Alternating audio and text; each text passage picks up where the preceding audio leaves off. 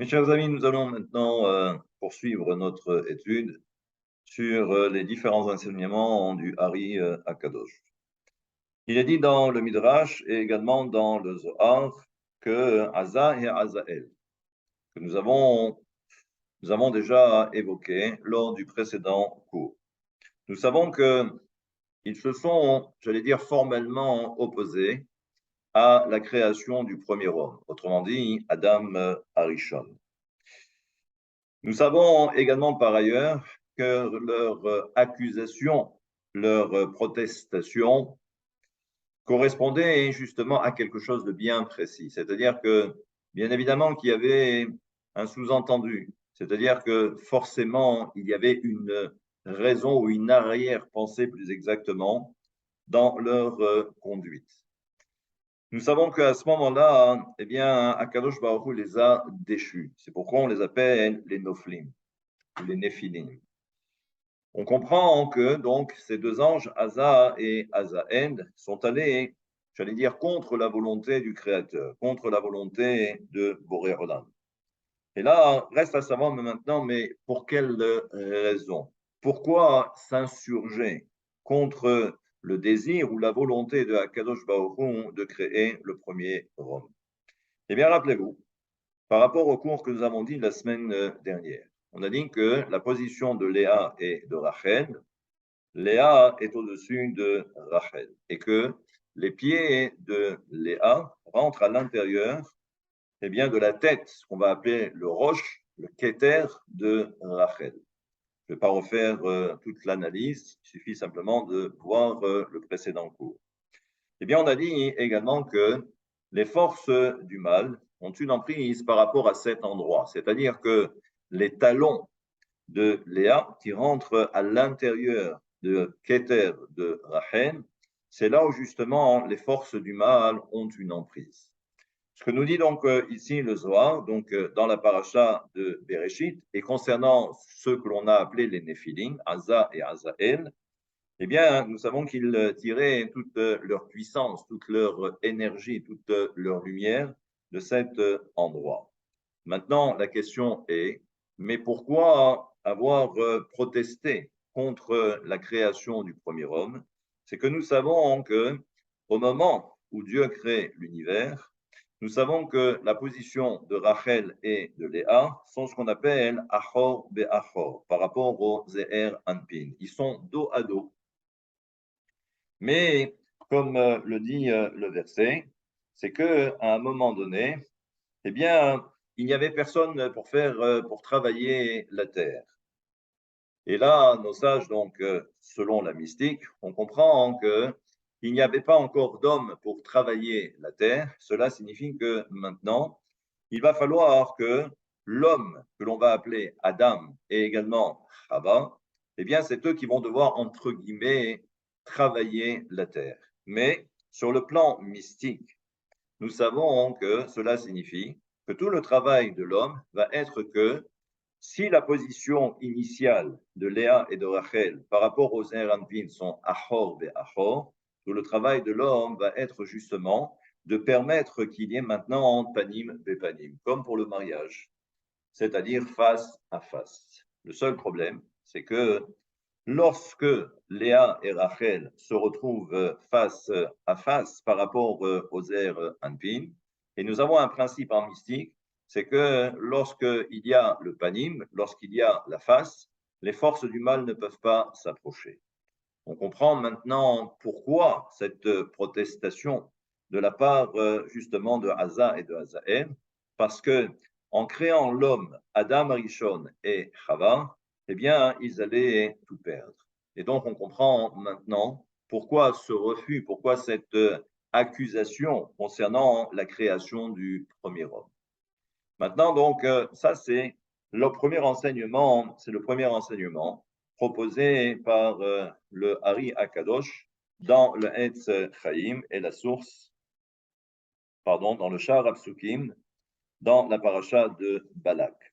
Et là-bas, donc, on comprend maintenant pourquoi. Et pourquoi Balak? Parce que justement, nous savons que ce fameux Bilham, ce fameux sorcier, où il est dit dans le verset Mahazé Shaddai, Et là-bas, on sait qu'il avait des dons j'allais dire, de visionnaire ou on va dire d'extralucide. Eh bien, il faut savoir que Bilham, lui également, tirait sa source eh bien, de Haza et de Hazaël. D'ailleurs, il y a un célèbre auteur qui s'appelle le Yalkut Rehouveni et non pas Shimoni, où là-bas, il raconte que lorsque la Torah nous parle de ce fameux Balak, d'ailleurs, c'est lui qui a commandé, on va dire, la mission de Bilham pour maudire le peuple d'Israël ou pour exterminer le peuple d'Israël. On l'a appelé Balak ben Sipor, Balak, le fils de l'oiseau. Ça paraît quand même assez surprenant. Mais toujours est-il, c'est que dans ce Sefer, le Sefer Réouveni, il y a le Kout Réouveni, eh bien, là-bas, il explique que, en fait, c'est un oiseau qui avait la possibilité de retrouver Asa et Azaël, qui se trouvent d'ailleurs ici-bas. Le Zohar expliquera un peu plus tard qu'ils ont été enchaînés dans les abîmes de la terre. Il ne faut surtout pas que leur chaîne soit cassée parce qu'ils pourraient ensuite détruire tout l'univers. Donc, ils avaient une force considérable. Eh bien, donc, on raconte que ce Balak avait la possibilité d'envoyer cet oiseau et c'est grâce à cela qu'il avait toutes ces informations. Mais Bilham était l'élève, en quelque sorte, de Asa et de Hazaël, et c'est là-bas que lui également, il tirait toute sa puissance maléfique. Donc ça, c'est simplement déjà pour comprendre. Maintenant, il y a cet autre enseignement qui est, on va dire, quelque peu lié. Vous savez qu'il y a différents moments dans la journée. Et il y a ce que l'on appelle Chatzot. Chatzot, c'est Chatzot Laïla, c'est la nuit. Et là, il se passe quelque chose à la moitié de la nuit. Maintenant, on peut comprendre qu'à un niveau supérieur, le décor est différent. Et ça veut dire également que les personnages sont maintenant différents. Nous savons que à partir de Chatzot, il y a ce qu'on appelle le zivug de Léa et Yaakov. Comme il existe le matin le zivug entre Rachel et Yaakov, le soir, c'est Léa et Yaakov.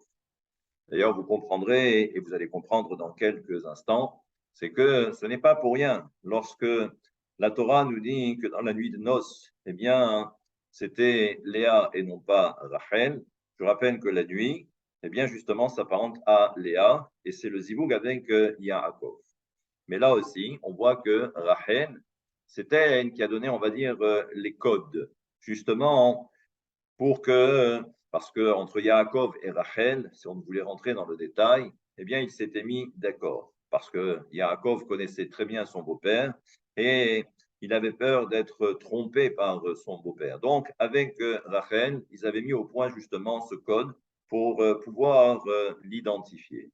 Rachel a quand même donné les codes à sa sœur pour ne pas justement qu'elle soit, je vais dire, offensée plus que mesure.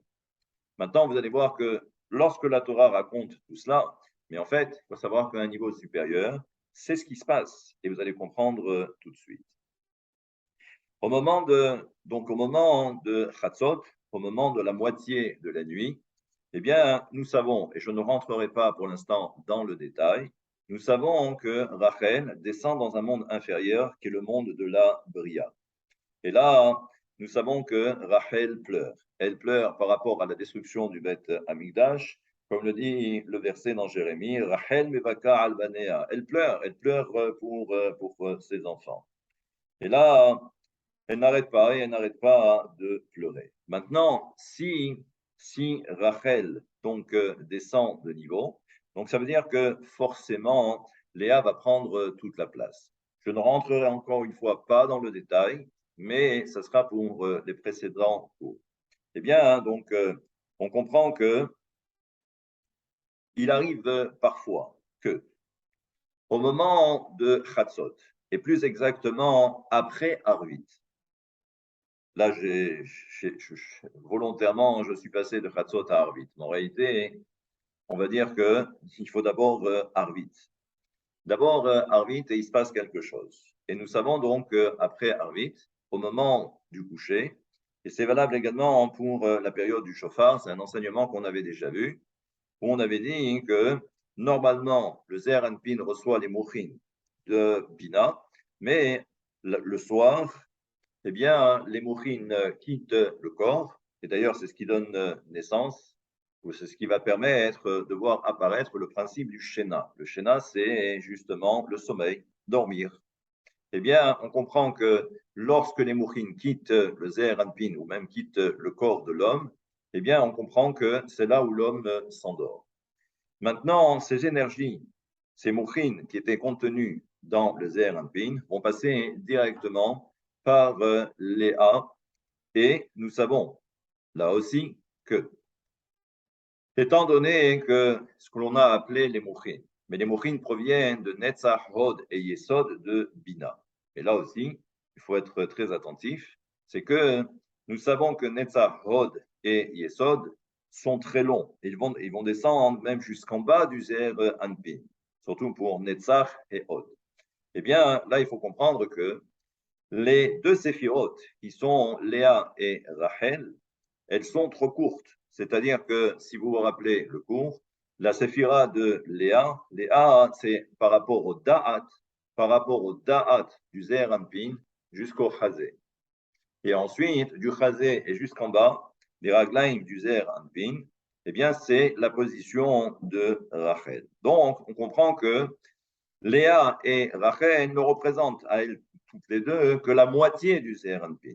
Eh bien, donc si les lumières qui proviennent de Bina, Netzach et Hod devaient descendre dans Léa, il est sûr et certain que on n'aurait pas le compte. Et donc, c'est pourquoi il va falloir que ces lumières-là vont d'abord transiter par Léa et en même temps vont arriver à Rachel. Et c'est comme ça donc que l'on va faire en quelque sorte la soudure. D'ailleurs, c'est pour cette raison que le Hari explique que parfois, comme à un niveau supérieur, où il y a ce qu'on appelle Bina et Tbuna, des fois les deux séphirotes s'associent pour ne faire plus qu'un seul partsouf.